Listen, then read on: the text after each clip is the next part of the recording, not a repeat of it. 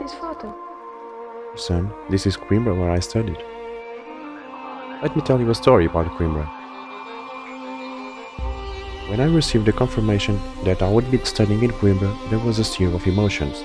I don't know if I was happy or sad, but one thing I knew, I was reluctant. I had always dreamed of studying in Europe, and in Portugal I applied for the universities of Lisbon, Oporto and Coimbra.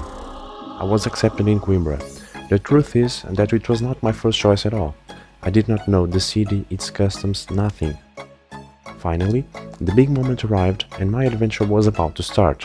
It was very hard to leave my family, friends, my comfort zone. I remember that when I arrived to Coimbra, I had trouble getting out of the taxi. My legs refused to move, my heart was so tight that I could hardly breathe. I felt insecure that day and I wanted to go home. Then, after a sparkle of courage and a few words from the taxi driver, I decided to move. The taxi driver dropped me at Largo da Portagem, facing the Mondego River, which reflected the sun in that day.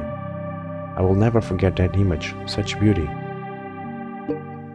Tiptoeing, I entered the republic where I was going to stay and spend a few years of my life, and my world began to rise again and gain color.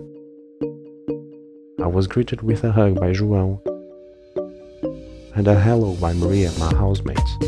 At that precise moment, I knew all along that my stay in Coimbra would be less painful than I had imagined. João and Maria showed me everything, taught me to love Coimbra and see why it is considered UNESCO World Heritage.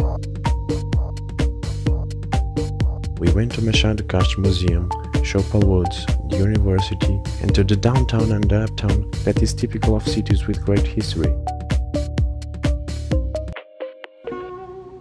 I met Fado, and in spite of not understanding the lyrics, I could confirm the intensity of those songs. One day, after visiting Jardim da Sereia, Maria took me to Penedo da Saudade. There, behind the flashy looking, I met another thing: love.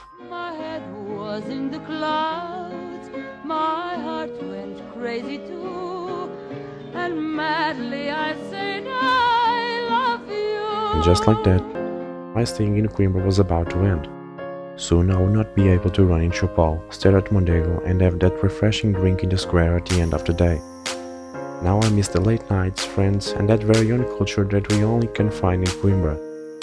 The day I left for my country, I couldn't help feeling that half of me was going to stay in Coimbra, mainly my emotions and my heart. That day, I realized what Coimbra meant to me, and there's only one Portuguese word that has no translation anywhere that can describe this moment: saudade. Do you know what that means, son?